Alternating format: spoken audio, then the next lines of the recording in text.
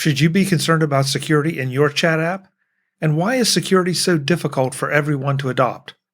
This is MacVoices. This edition of MacVoices is supported by Smile, the makers of PDF Pen and PDF Pen Pro. PDF editing for your Mac, iPhone, and iPad. Find out more at smilesoftware.com/podcast. Welcome to MacVoices. This is the talk of the Apple community, and I'm Chuck Joyner. This is part 2 in a MacVoices live discussion that focused on chat applications and the security or lack thereof surrounding them. The first part of this discussion covered some of those applications and why we use them.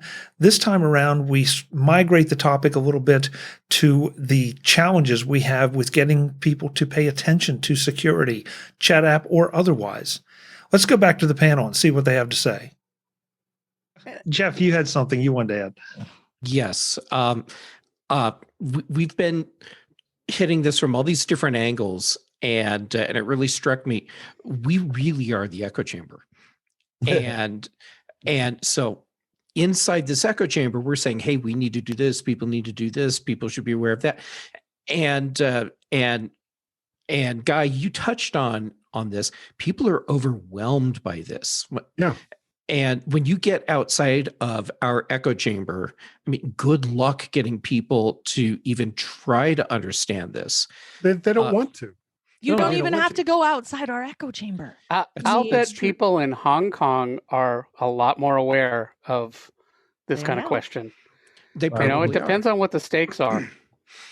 Yeah, and there's so much misinformation. As an example, I have over the years encountered many people who use iPhones and turn off iMessage in the message app because they think it's more secure to not have iMessage turned on so that Apple won't listen to all their messages. And I explained to them, well, now it's just open for everyone at your cell service provider to just harvest all of that. Mm-hmm. There's no privacy at all. And they don't want to listen to it.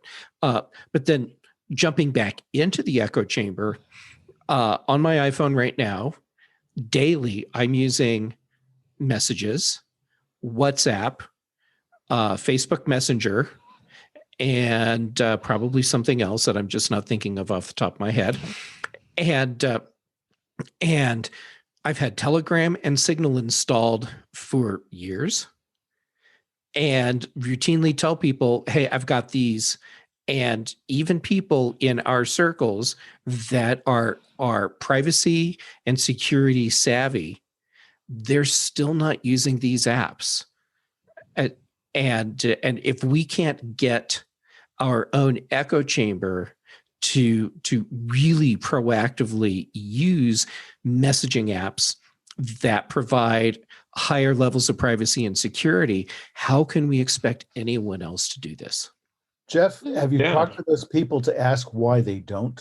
And who are these people? What it comes down to really is no one else is using them, therefore they don't use them. Yeah. I mean they're using the platforms that everyone else is using because everyone else is using them. Everyone's on Facebook because everyone's on Facebook. Right. Yeah. Same thing. All of my friends message me through Facebook Messenger, and it's terrible, but that's just what they use. At one point, I was able to convince a couple of them to use Signal, but I don't know why that didn't last. That didn't last long, and they reverted back to Messenger. So I know how terrible Facebook is, but that's just something I have to deal with. Yeah. David, everyone has family that only contacts mostly through Facebook. So that's what they're going to use. Mm-hmm. This is the reality, and you're not going to get them to use something else until there's some other social media app that everybody flocks to other than Facebook, and then that one won't really be probably any better either. Mm-hmm. Yeah, I hadn't around to Apple. So given Apple makes such a big deal about privacy as a human right and everything they do, isn't Apple? And I use this as let's talk about this analytically. Is Apple maybe cutting through some of the noise and clutter out there? I mean, there's been earlier this year, there was a spate of articles, it seemed, in late February, early March, about how bad Google was that they haven't updated any of their apps in the iOS App Store because they don't want to just, the conspiracy theory being, they don't want to reveal how much information they track about you. So that, and there's the Apple Facebook dispute over privacy and tracking on on web browsing has caused a lot of commentary. So I guess my question is Apple, two parts. Number one, by taking the stance, is Apple doing something to sort of help educate and lead the market? And part two of the question: do people think that this is a legitimate concern, or it's just motivated purely by shipping and selling more of their own products?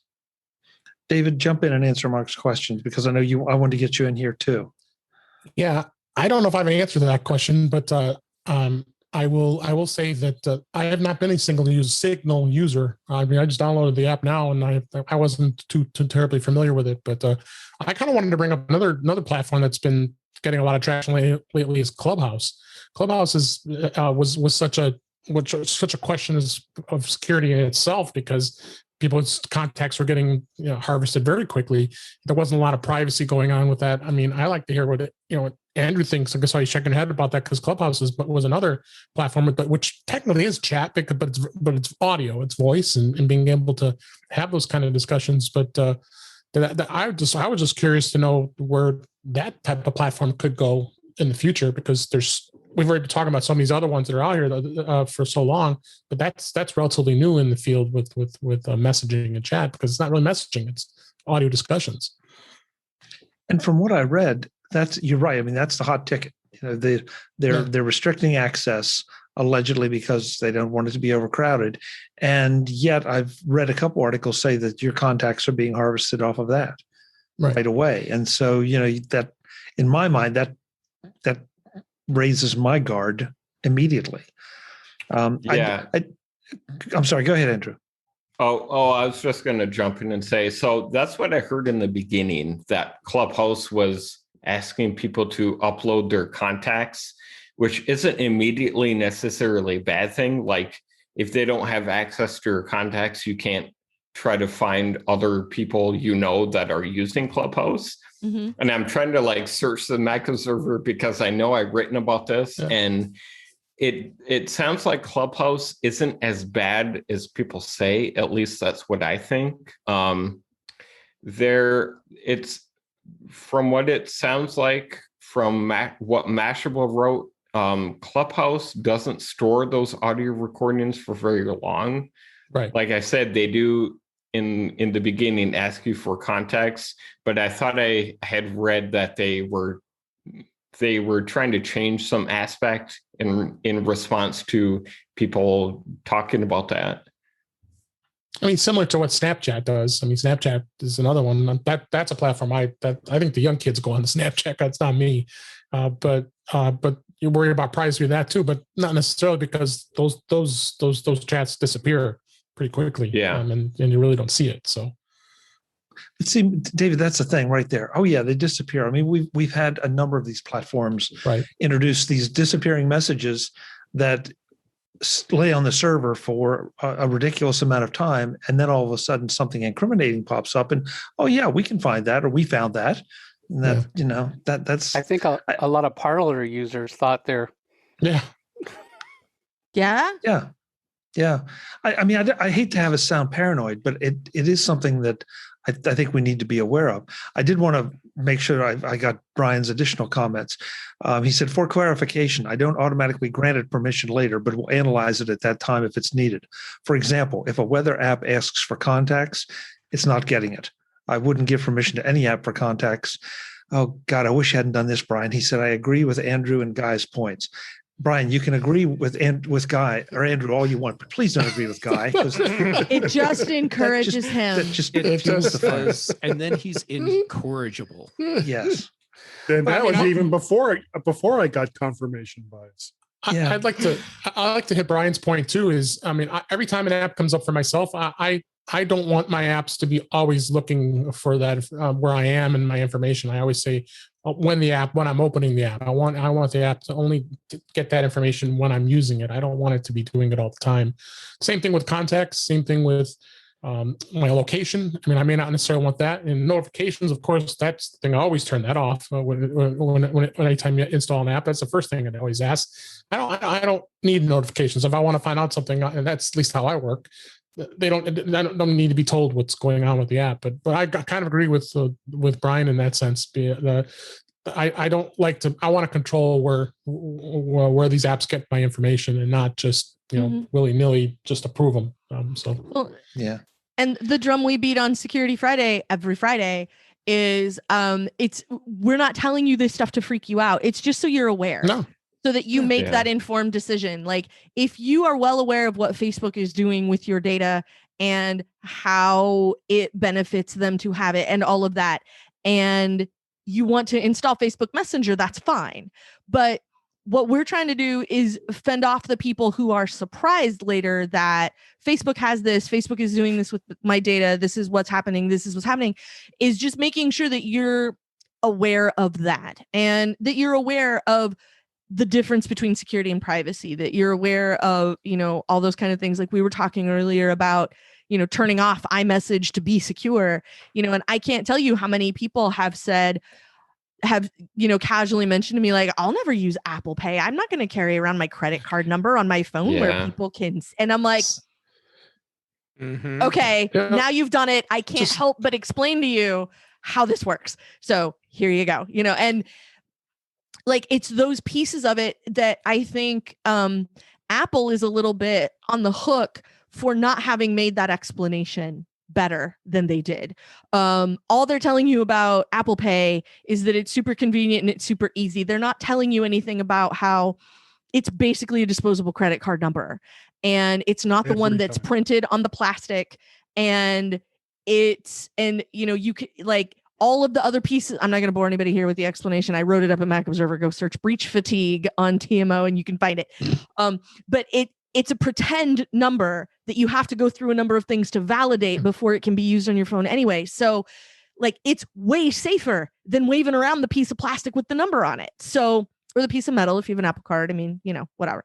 But like the pieces of that are interesting to me, like part of why I thought Apple Pay sounded so amazing is because we got the event where they made Apple Pay's debut the same day I got like my 4th or 5th different credit card number in the mail in like less than a year because of data breaches. And we think something happened to your card. And now we know something happened to your card, and rinse, repeat. And so I got this and was like, this is great. Like now, like I know I'm not the problem because I'm the only one that has this number on my phone. I'm just going to use that instead. And it was so much better. And a lot of people aren't getting that. And I think if Apple came out and talked about, we got the sort of 50,000 foot view commercial of like the people in the coffee shop that stop talking when the waitress comes by to give them more coffee, and like that's security, and like Face ID is security. But everything they're doing is one of those like Charlie Brown hand waving, we did security things. And it's not, this is how it's better. This is how it's safe. This is how we are making sure that no one else has your data unless you give it to them.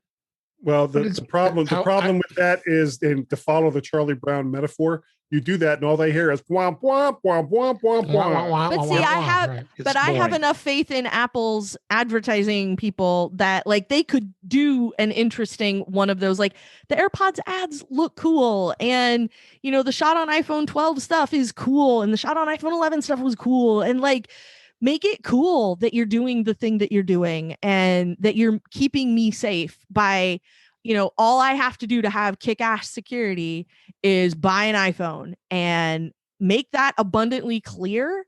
And maybe that, like there's an easier way to tell that story. Now I'm just going to spend the weekend like going and shooting one of those commercials and show you guys like, this is how you could do it. So it's interesting. And it's not a trombone like a grown-up in a Peanut special. Kelly, I can help you script that out because I already know what the commercial is. Okay. So you have two friends, and they're sitting somewhere, and the one friend opens up a letter, and he's like, "Oh, my credit card number got stolen again." And the other friend's like, "Wait, don't you use Apple Pay?" And the first guy's like, "No." And the second guy says, "Well, I don't have my credit card number stolen because I'm using Apple Pay, and it's more secure, and my credit card number is never even associated with the transaction." We'll have to work on the wording so that it's cool and hip and approachable. But Yes. that's the premise of the commercial right there. Mm-hmm. Is Justin Long That's great. available? I just want to make one point for Kelly when she talked about Apple Pay. I got kind of infuriated when I go into a carryout restaurant the other day, and I'm using Apple Pay because it was great. Oh, cool! I get to use my Apple Watch. I pay for it. Can you sign this, please? Like, why do I need to sign this? My signature is part of Apple Pay. So I argue with the clerk. I said, I'm not signing that. First off, I don't want to pick up a pen that doesn't. Who knows? It could have COVID on it for all I know, and as well as this day and age, that's the exact reason why I'm using Apple Pay, because I don't have to sign for anything. I go any place and buy something, I'm on my way.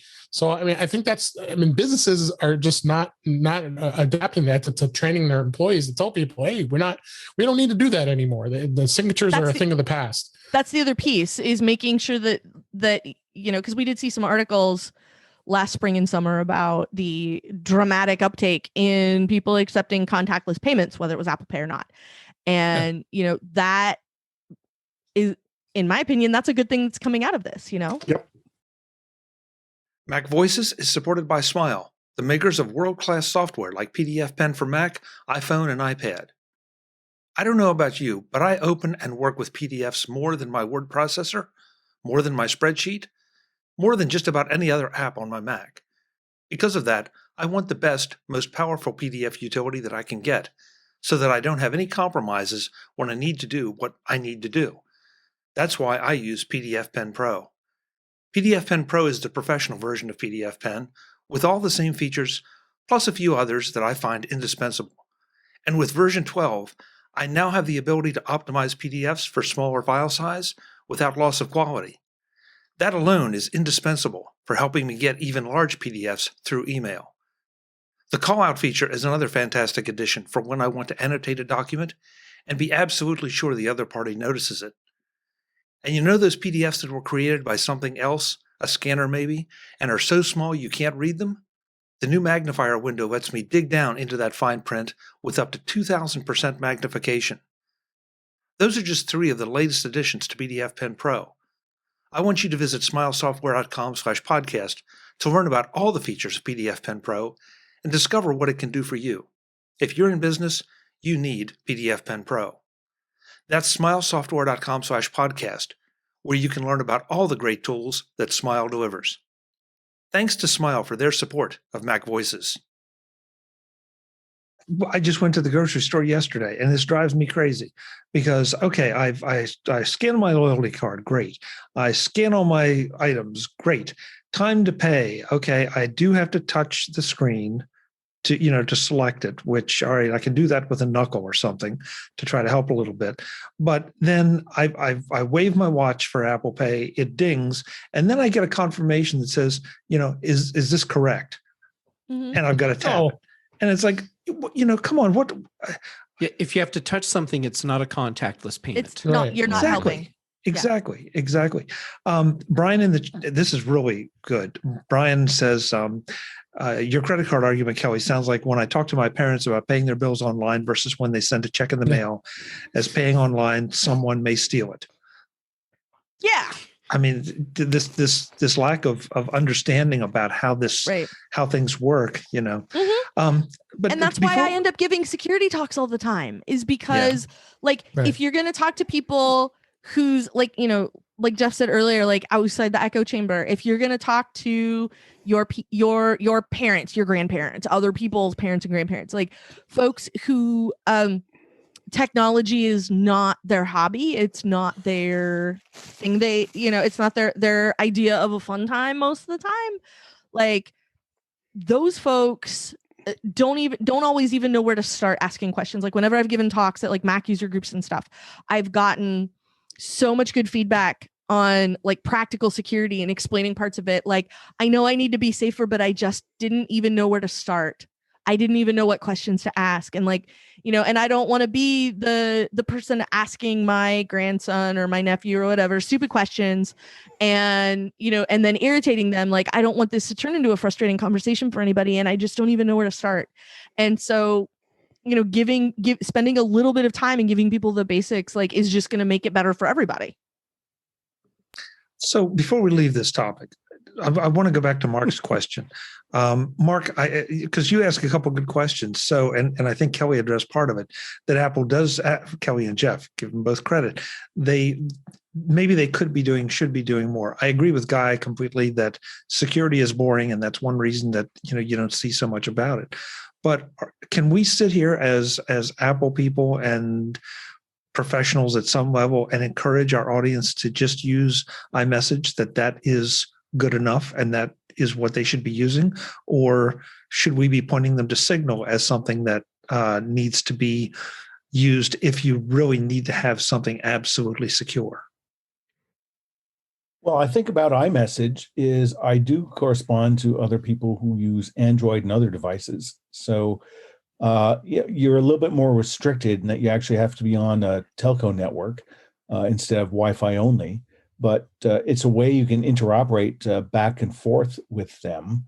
And I'm not sure about what its encryption properties are versus if it's everything is an iMessage endpoint where end-to-end encryption can work.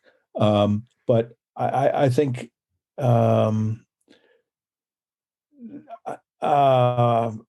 I think just going back to something Guy said, I think just a lot of people, they're confused and they're overwhelmed and they really don't want it. So I think as a result, just hectoring people, like Andrew Cuomo did to drive down, get people to wear masks and social distance in the tri-state area last year, hectoring people doesn't win you any friends. So I think it's something that on occasion you can help up and bring forward, and maybe every time there's some sort of headline case about encryption or invasion and data theft, et cetera, you might use that as an opportunity. But other than that, I think you're fighting against human nature, and people don't want to be told use encryption, just like they don't want to be told to diet and exercise. So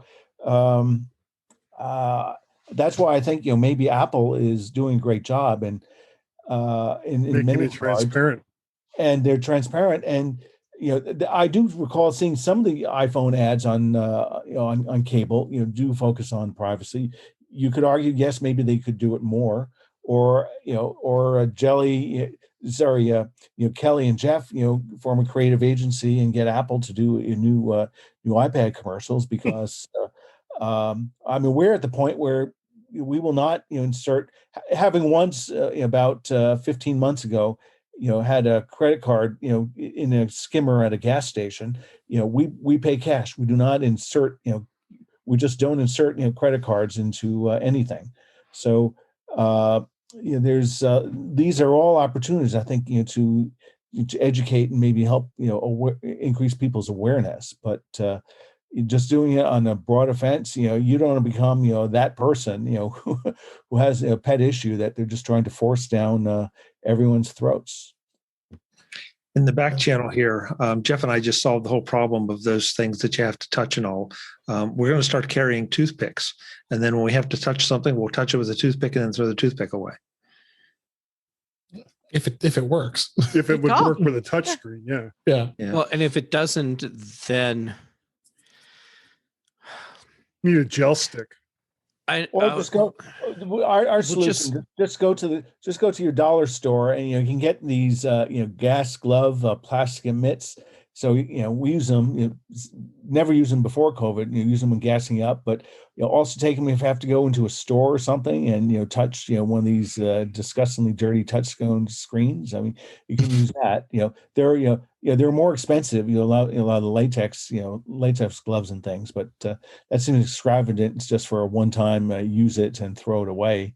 Or just bring a piece of Kleenex or paper towel, and then wrap that over your finger when you when you enter your phone number at that touchpad, so checking out of Safeway or whatever your local store is. I'm actually disappointed with your answer, Mark, because when you started and you said you go into the dollar store, I expected you to say, and cut the stylus off their credit card reader and leave with it.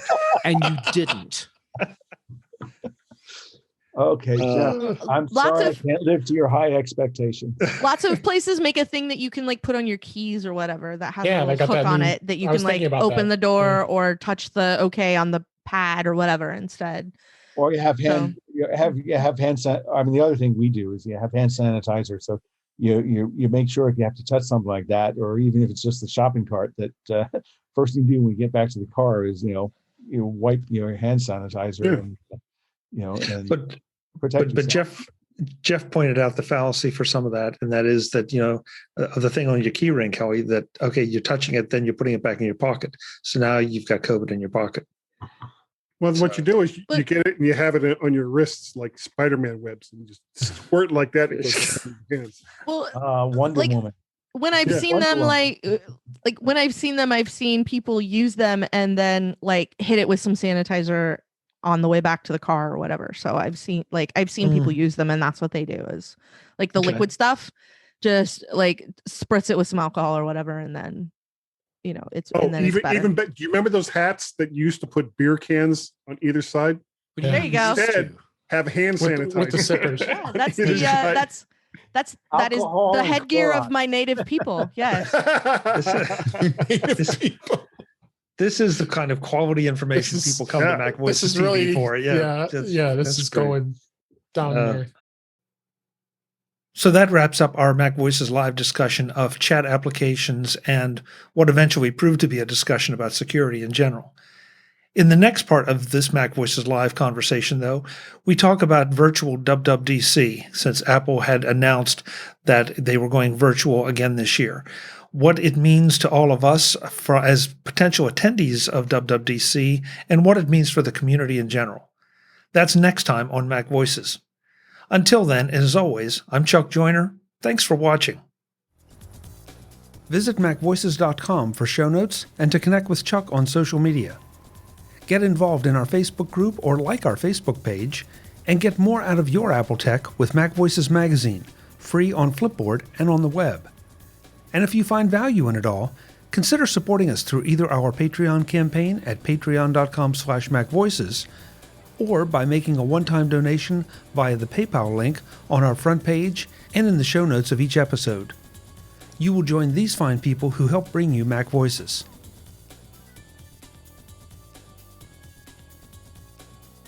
Advertising handled by Backbeat Media at backbeatmedia.com. Bandwidth provided by CacheFly at cachefly.com.